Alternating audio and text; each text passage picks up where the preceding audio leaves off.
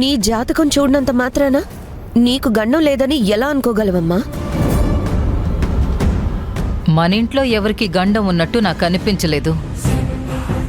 గండం నేల వెణికి అయినా మన దృష్టి మరల్చడానికి అందరి జాతకాలు చూశారు, అంతే. ఇక నా జాతకం చూడలేదు కాబట్టి ఆ దురదృష్టవంతురాల్ని నేను కాదు. అది కూడా పాయింటే.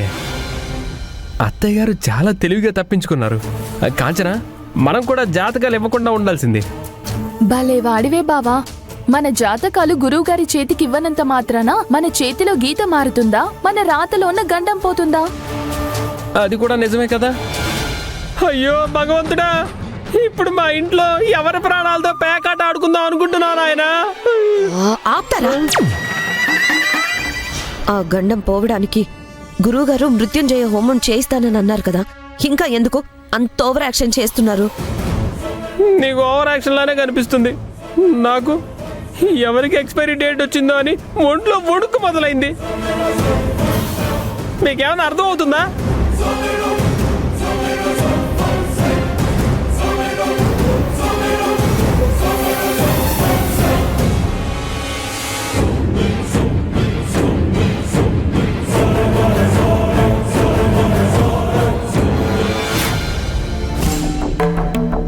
చెప్పండి గురువుగారు, ఏమైనా మాట్లాడాలా? అవునమ్మా, ఈ హోమం ఎంతో నిష్ఠతో చెయ్యాలి, ఎంతో శ్రద్ధతో చెయ్యాల్సి ఉంటుంది. తప్పకుండా గురువుగారు. నువ్వు ఈ హోమం కోసం ఎంత కష్టపడితే ఈ కుటుంబానికి ఉన్న దోషం అంత త్వరగా తొలగిపోతుందమ్మా. అలా కాకుండా నీ నియమనిష్టల్లో ఏమాత్రం తేడా వచ్చినా దాని ప్రభావం మొత్తం ఈ కుటుంబం మీదే పడుతుందమ్మా. చెప్పాను కదా గురువుగారు, ఈ ఇంట్లో ఎవరి ప్రాణానికైనా సరే నా ప్రాణం అడ్డు పెడతాను. ఈ కుటుంబం కోసం నేను ఎంత కష్టపడగలనో అంత కష్టపడతాను. ఎలాంటి కలత కలవరం ఈ కుటుంబం వైపు తొంగి కూడా చూడకుండా నేను చూసుకుంటాను. నిన్ను చూస్తుంటే చాలా గర్వంగా ఉందమ్మా. సరే, నేను బయలుదేరతాను. గురువుగారు, ఒక్క నిమిషం. ఏమిటమ్మా? కనీసం నాకైనా ఆ రహస్యం చెప్పండి గురువుగారు. ఏ రహస్యం? ఈ కుటుంబంలో ప్రాణగండం ఉన్నది ఎవరికి? ఆ ప్రమాదం ఎవరికి రాబోతోంది?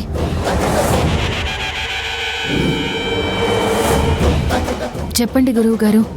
ఎవరికి ఆ ప్రమాదం ఉందో ముందే తెలిస్తే వాళ్ళ విషయంలో నేను ఇంకొంచెం జాగ్రత్త పడొచ్చు. నేను ఇంకొంచెం ఎక్కువగా వాళ్ళ మీద శ్రద్ధ చూపించొచ్చు. దయచేసి ఆ దోషం ఈ కుటుంబంలో ఎవరికుందో నాకు చెప్పండి గురువుగారు. ఆ విషయం ఇక్కడ మాట్లాడేది కాదమ్మా. నువ్వు ఆశ్రమానికి రా, అక్కడే నీకు అంతా వివరంగా చెప్తాను. సరేనా అమ్మా?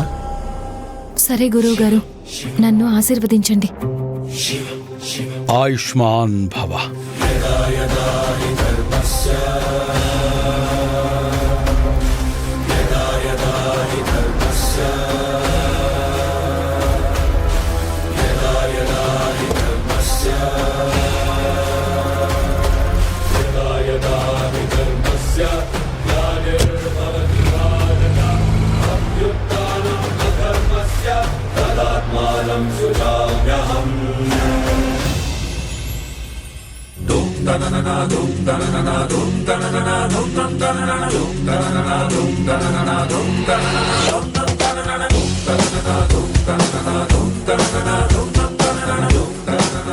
నువ్వు ఈ ఇంటికి ఒక జీవి రావాలని కోరుకుంటున్నావు, కానీ కాలం ఒక జీవిని ఈ ఇంటి నుంచి తీసుకువెళ్లే ప్రయత్నంలో ఉంది.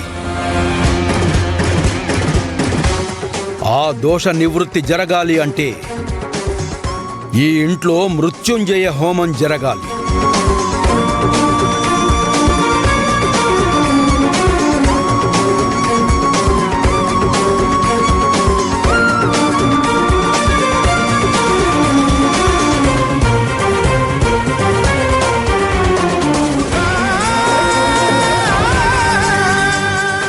ఏం డాడీ టెన్షన్ పడుతున్నారా?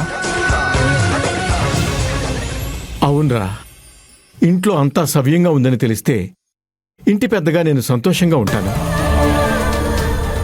కానీ ఇంత పెద్ద సమస్య ఉందని తెలిసాక ఎలా కూల్గా ఉండగలను? ఇంట్లో ఒకరికి ప్రాణగండం ఉందని తెలిసి నేను ప్రశాంతంగా ఎలా ఉంటాను? అలా అని మీరు టెన్షన్ పడుతూ ఉండడం వల్ల ఆ సమస్య తీరిపోతుందా? ఏంటోరా, నీకు నీలవేణికి మధ్య ఉన్న సమస్య ఎప్పుడు తీరుతుందో అడగటానికి గురువుగారిని రమ్మన్నాను. కానీ ఆ సమస్యకి పరిష్కారం దొరక్కపోగా మరొక పెద్ద సమస్య వచ్చి పడింది. ఇప్పుడు ఆ సమస్య ఎలా తీరుతుందా అని కంగారుగా ఉంది. డాడ్, గురువు గారు చెప్పినంత మాత్రాన అది నిజమైపోతుందేమో అనే భ్రమలో ఉండకండి. ఈ సమయంలోనే మీరు చాలా కూల్గా ఉండాల్సిన అవసరం ఉంది. నీలాగా ప్రాక్టికల్గా ఆలోచించే విధానం నాకు తెలియదురా.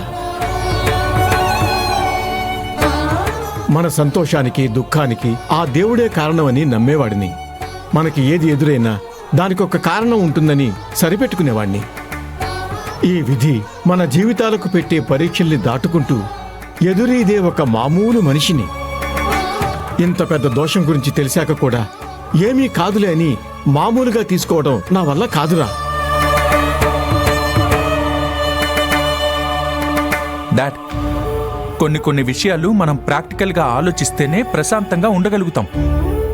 గురువుగారు చెప్పిన మాటల్లో ఎంత సత్యముందో తెలియదు, కానీ అవ్వబోతుందేమో అయిపోతుందేమో అని భయపడ్డంలో మాత్రం అర్థం లేదనిపిస్తుంది. లేదురా, నేను ఎంతో కాలంగా గమనిస్తున్నాను. గురువుగారు చెప్పిన మాట ఎప్పుడూ పాలుపోలేదు. ఆయన చెప్పినట్టే జరిగింది. ఆయన ప్రతి సమస్యకి పరిష్కారం చూపించారు. అందుకే ఆయన మాటల మీద నమ్మకం పెరిగింది. డాడ్, ఆయన ప్రతి సమస్యకి పరిష్కారం చూపించారని మీరే అంటున్నారు కదా. అలాగే ఇప్పుడు చూపించే పరిష్కారం కూడా ఈ ఇంటికున్న దోషాన్ని తుడిచేస్తుందేమో. మనలో ఒకరికున్న గండాన్ని కడిగేస్తుందేమో. ఎవరికి తెలుసు డాడ్? ప్లీజ్ డాడ్, మరీ ఎక్కువగా టెన్షన్ పడకండి.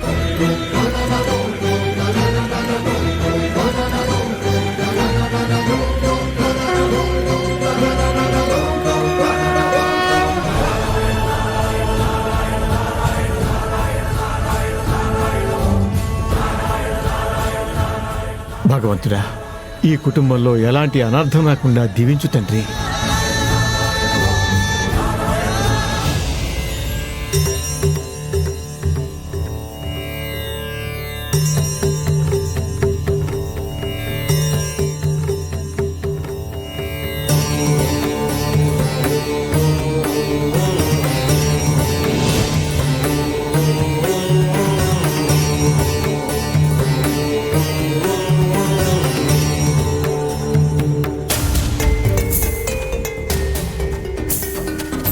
అమ్మ నీలవేణి, నీ జాతకం ఎన్నో ఉన్నత విలువలు కలిగింది. అందుకే ఈ మృత్యుంజయ హోమం జరపడానికి నిన్ను ఎంచుకున్నాను. కానీ ఇక్కడొక చిన్న చిక్కుందమ్మా. ఏంటి గురువుగారు అది? నీ జాతక బలం వల్ల మృత్యుంజయ హోమం సవ్యంగా జరిగి ఎవరి మీదైతే ప్రాణగండం ఉందో ఆ ప్రాణగండం తొలగిపోతే అన్ని సమస్యలు తీరిపోయినట్టే.